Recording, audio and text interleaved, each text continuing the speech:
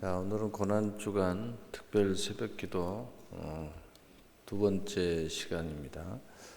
믿음은 도전을 받지만 언제나 승리한다. 승리가 따릅니다. 믿음은 도전을 받지만 언제나 승리가 따릅니다. 라는 제목을 가지고 하나님 말씀을 증거하도록 하겠습니다. 믿음은 항상 도전을 받는다. 이 도전이 어디서부터 시작되냐면은 믿음의 시작에서 세상에서 시작되고 또 하늘에서 시작되는 게 아니고 사실은 우리 안에서부터 시작됩니다. 우리가 처음에 예수 믿을 때에 우리가 내가 예수를 믿어야 되냐 말아야 되냐 이런 복잡한 생각에 휩싸이죠. 또 사람마다 다르지만 내가 예수를 믿어야 되겠다라는 소원을 품은 사람이 있고 나는 전혀 상관이 없다라는 생각을 가지는데 계속해서 나를 불러서 내 마음 안에 전투가 일어나는 사람이 있습니다. 또 세 번째 사람은 아무 생각이 없는데 주변의 사람 때문에, 친구 때문에, 환경 때문에 또는 뭔가 목적이 있어서 또 내가 삶에 적극적이어서 이런저런 이유 때문에 교회를 다니는 사람이 있습니다. 다니다 보니까 사실은 다른 목적 때문에 교회를 나왔는데 여러 가지 이유에 부딪혀서 이제 믿음의 부름을 받게 됐죠. 그래서 예수를 믿는데 어쨌든 크게 세 가지 유형으로 예수를 믿지만 사실은 내 안에서 먼저 도전을 받습니다.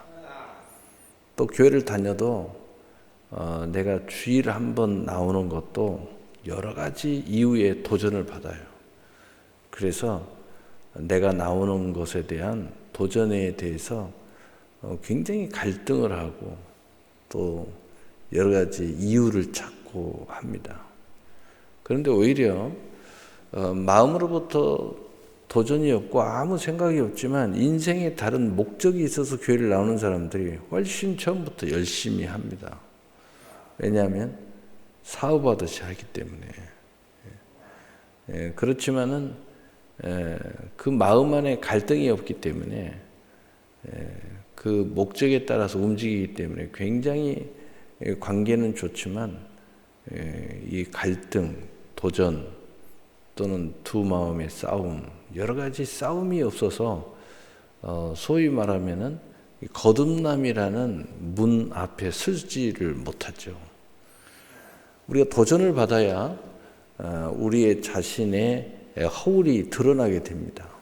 내 자신을 돌아보게 되고 또 마음의 결단이라는 것도 어떻게 해야 되나라는 것도 있고 그리고 그 속에서 어떤 사람은 주님의 문을 두드리는 소리를 듣기도 하고 또 여러 가지 복잡한 생각에 사로잡힙니다. 왜 저렇게 누군가가 또는 목사가 나에게 잘해줄까? 복잡한 생각을 많이 하죠. 어떤 사람은 무슨 목적이 있지 않나. 제가 처음에 대전에서 사역을 하는데 찾아가니까 나한테 물어보더라고. 왜 이렇게 찾아오냐고. 그래서 예수 믿으시라고 찾아간다. 심지어는 교회를 다녀요. 직분도 가지고 있어요. 매주마다 신방을 가니까 목사님 왜 이렇게 찾아와요? 아니 몰라서 물어? 그러니까 혹시 뭐가 필요하세요? 너무 황당했습니다. 너무 의심이 많죠. 갈등, 도전을 받는 거예요. 내가 계속 신방 가니까 마음속에서 영적 도전을 받는 겁니다. 그래서 사실 믿음은 우리 자신에게서부터 도전을 받는 거예요. 도전. 이 도전이 사실은 나쁜 게 아니고 내 자신에 대한 모습, 그리고 교회에 대한 모습, 누군가의 두들기는 모습을 우리가 인식하게 된다는 거죠. 그래서 도전 속에서 내가 교회를 어떻게 다녀야 될 거냐라는 질문, 또 예수님을 내가 영접할 거냐 말 거냐의 결단, 그리고 내가 정말 거듭나야 되냐 말아야 되냐, 이런 어떤 사람에게는 갈등이고, 이제 어떤 사람에게는 소원이 되고, 또 어떤 사람에게는 그저 그 하나님에게 주어진 선물에 대해서 고백하고 시인이 될 수가 있습니다. 어떤 사람은 보니까 내 안에 믿음이 들어와 있는 거예요. 그래서 그것을 시인하는 것 뿐이에요. 그래서 그런데 그 시인하는 것이 쉽지가 않아요. 또 사람 앞에서 나는 예수를 믿습니다 라는 말 한마디 하기가 쉽지가 않은 거예요. 이해할 수 없는 도전이 내 안에서부터 시작되죠. 그런 많은 도전 속에서 믿음은 언제나 승리가 따른다. 왜냐하면 믿음을 가지고 오신 분이 바로 하나님이시기 때문에, 그 하나님 앞에 모든 것들이 굴복하기 때문이에요. 죄도 굴복하고, 인간도 굴복하고, 세상도 굴복하고, 마귀도 굴복해요. 그러나 이 모든 것들이 도전을 받는데, 나와 그리고 세상 사이에서 또 도전을 받고, 이제 하늘의 전쟁에서 도전을 받아요. 그러나 우리가 이제 뭔가 아는 사람들은 언제나 도전을 받습니다 라는 것은 딱 한 가지죠. 마귀로부터 도전을 받는 거예요. 그래서 우리는 이 도전에 언제나 싸움에서 승리해야 우리는 승리가 따르기 때문에, 먼저는 이제 하늘의 전쟁에서 승리해야 된다. 두 번째로는 세상의 전쟁에서 승리해야 된다. 네 번째로는 가장 사악한 내 자신과의 전쟁에서 승리해야 된다. 왜 가장 사악하다는 표현을 우리 자신에게 했느냐? 가장 믿어야 할 내 자신이 가장 나를 힘들게 하는 그 실체가 내 자신이기 때문이에요. 그래서 여러분 자신이 가장 사악한 존재예요. 여러분 자신이 가장 거짓말쟁이잖아요. 가장 여러분에게 장애를 줘요. 그럼 신기하죠. 여러분 자신이 가장 거듭난 존재인데, 가장 은혜의 존재가 가장 사악한 존재일 수 있어요. 무서운 이야기죠. 자, 그래서 믿음은 도전을 받지만 언제나 승리가 따른다. 자, 오늘 본문으로 돌아가서 먼저 도전받는 예수님입니다. 대제사장들과 서기관들과 장로들이 나와 이르되 무슨 권위로 이런 일을 하느냐? 누가 이런 일 할 권위를 주었느냐? 하면서 예수님의 일을 도전과 회방을 합니다.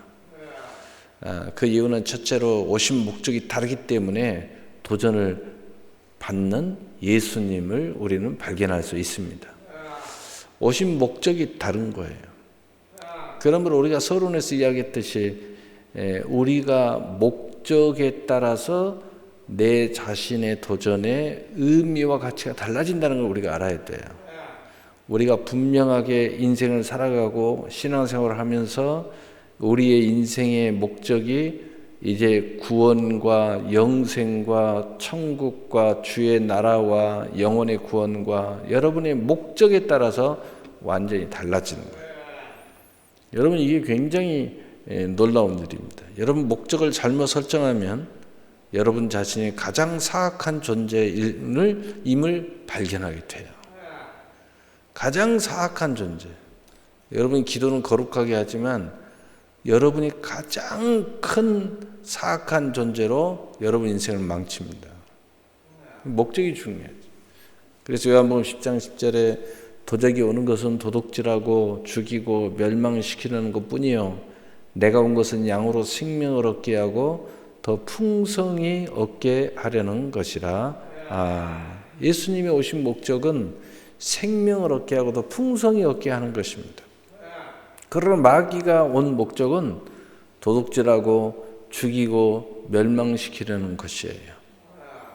그러나 예수님은 언제나 십자가로 승리하셨음을 믿으시기를 바랍니다. 골로새서 2장 13절 15절에 또 범죄와 육체의 무할례로 죽었던 너희를 하나님이 그와 함께 살리시고 우리의 모든 죄를 사하시고 우리를 거스리고 불리하게 하는 법조문으로 쓴 증서를 지우시고 지하여 버리사 십자가에 못 박으시고 통치자들과 권세들을 무력화하여 드러내어 구경거리로 삼으시고 십자가로 그들을 이기셨느니라. 아멘. 두 번째로 우리도 예수를 믿는 믿음으로 승리하도록 되어 있다는 겁니다.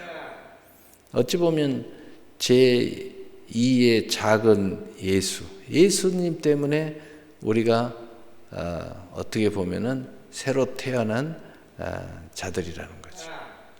그래서 우리는 예수님으로 말미암아 덧입는 자들이에요. 그래서 우리는 예수의 모든 것들이 흘러나오는 거죠. 접붙임을 당한 존재들이니까. 그래서 우리는 예수님에게 승리하는 은혜를 받았는데 누가복음 10장 19절 내가 너희에게 뱀과 정갈을 밟으며 원수의 모든 능력을 제할 권능을 주었으니 너희를 해칠 자가 결코 없으리라. 그래서 우리는 자녀의 권세로 승리하도록 되어 있다는 것입니다. 자녀의 권세. 우리는 예수님 영접하고 그 이름을 믿음으로써 우리는 승리하게 되어 있다는 거죠. 또 우리는 예수님의 권위로 승리할 수 있게 되었어요. 그래서 골로새 3장 17절에 또 무엇을 하든지 말이나 일이나 다 주 예수의 이름으로 하고 그를 힘입어 하나님 아버지께 감사하라. 그래서 우리는 예수님의 권위 또 예수님의 이름으로 승리해요. 그래서 우리는 믿음으로 대적하여 승리하는 그리스도인이라는 거죠. 그래서 베드로전서 5장 8절 이 마귀 사탄은 우는 사자처럼 삼킬 자를 찾나니 너희가 믿음에 굳게 하여 저를 대적하라. 야고보서 4장 7절 그리하면 피하리라. 그리하면 승리한다는 거죠. 그러므로 두 번째 믿는 자에게는 반드시 이 승리의 표적, 많은 믿음의 표적이 따르도록 하나님께서 허락해 놨다는 거예요. 그래서 마가복음 16장 17절에 19절에 믿는 자들에게는 이런 표적이 따르니 곧 그들이 내 이름으로 귀신을 쫓아내며 새 방언을 말하며 뱀을 집어 올리며 무슨 독을 마실지라도 해를 받지 아니하며 병든 사람에게 술을 얹은즉 나으리라 하시더라.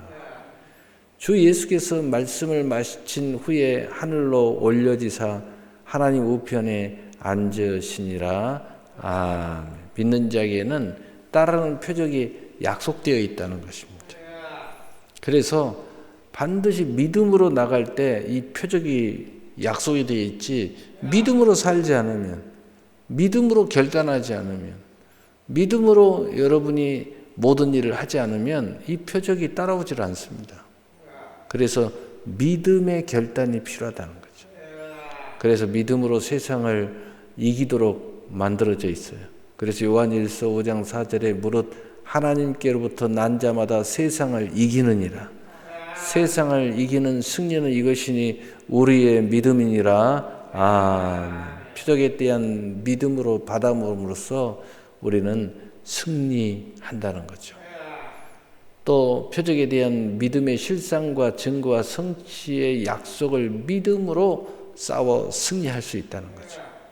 또 믿는 사람은 표적이 따라 역사하는 기대하는 믿음을 가져야 돼요. 그래서 믿음의 사람, 믿음으로 산다는 것이 뭐냐? 표적을 믿음으로 바라보는 거예요. 또 내가 하나님의 약속이 성취되는 것을 믿음으로 바라보는 거예요. 그리고 어떤 상황 속에서도 이 믿음은 넉넉히 이긴다는 사실을 우리가 바라보면서 모든 일을 하는 거예요. 그래서 믿음은 넉넉히 이기도록 돼 있어요. 그러나 이 믿음의 승리는 바로 내게 있는 것이 아니라 바로 예수 그리스도의 십자가에 있다는 겁니다. 이 하나님의 그 부활의 권능에 있다는 거예요. 여러분, 우리가 예수를 믿지만 우리가 이 영적 전투를 피하면 우리는 영광에 참여할 수가 없습니다. 그래서 성경에 믿음은 선물입니다. 은사도 선물입니다. 권위도 선물입니다. 근데 모든 나머지의 싸움, 우리가 기도하는 거, 봉사하는 거, 전도하는 거, 또 내가 기업을 선택하는 거, 내가 30으로 살 거냐, 60으로 살 거냐, 100으로 살 거냐, 1000으로 살 거냐는 우리의 믿음의 선택이에요. 그래서 성경에는 내 믿음대로 될지어다. 또 상과 멸관에 대해서 이야기하고 있어요. 또 심는 대로 거두리라고 이야기해요. 여러분, 우리가 이 선한 싸움을 포기해버리면 우리는 30도 안 될 수 있어요. 60은 고사하고 100은 고사하고 30도 안 돼요. 그래서 예수님이 그런 말이에요. 너희가 살아있다 하나 죽은 자로다. 살아있어요. 구원은 받아요. 그런데 죽은 자하고 똑같이 산다는 거죠. 그래서 그런 비유가 많이 있어요. 너희가 구원은 받되 불 가운데서 구원을 받은 것 같다. 겨우 구원을 받는데 불 가운데서 살다가 구원을 받는 거예요. 얼마나 인생이 처절한 인생이 돼요. 예수를 믿는데 굉장히 처절한 인생을 사는 거예요. 똑같이 거듭났는데 방탕하고 타락하면서 사는 거예요. 우리가 하나님의 종인데 마귀의 종으로 사는 거예요. 우리는 하나님의 나라의 백성인데 세상의 정욕에 사로잡혀서 사는 거예요. 얼마나 안타깝습니까? 하나님이 보여주시는데요. 여러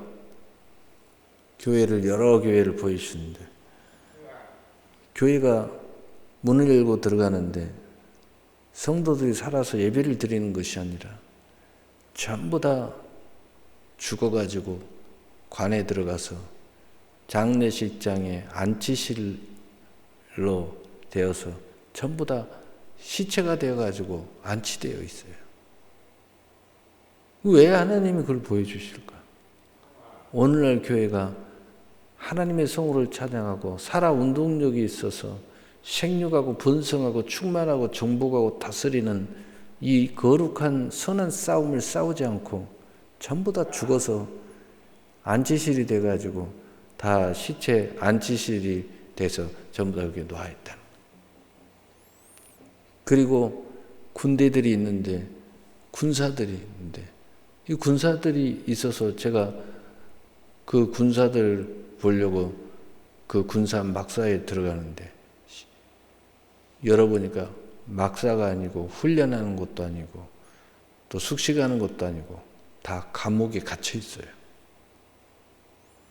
그래가지고 엄뚝달싹도 못하고 옷은 주의 군사 옷을 입었는데 전부 다 감옥에 갇혀가지고 꼼짝하지 못하고 있는 거예요. 그리고 온 세상은 시체가 돌아다니고 살아있는 사람이 한 사람도 안타깝게도 제가 못 만났어요. 계속 찾아 헤매는데 한 사람도 살아있는 사람이 없어요. 얼마나 안타깝습니까?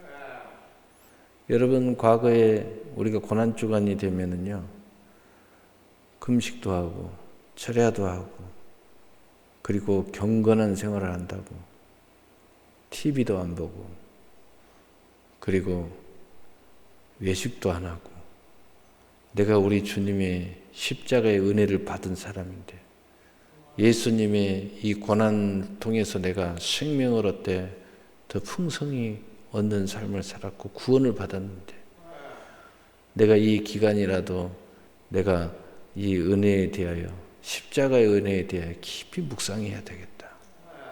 조금이나마 내가 내 십자가에 대해서 묵상을 해야 되겠다. 예수님이 진 십자가로 말미암아 오늘의 내가 있고 내일의 내가 있게 되었고 천국의 백성이 되었는데 내가 내 십자가를 나는 잘 지고 있는가? 나는 무슨 십자가를 내가 지고 주님을 쫓아가고 있는가? 나는 누구의 나를 부인하고 주님을 쫓아가고 있는가? 너희가 나를 좇으려거든 자기를 부인하고 제 십자가를 지고 나를 좇을 것이니라 라고 말씀하셨는데 나는 어떤 나를 부인하고 사는가? 나는 어떤 내 십자가를 지고 지금 주님을 바라보고 쫓아가고 있는가? 이런저런 많은 생각들을 해보게 되는 것이죠.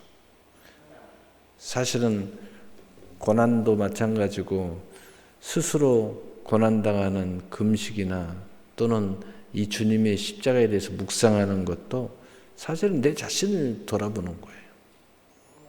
내가 잘 가고 있는가? 그래서 예수님께서 늘 근신하여 깨어 기도하라.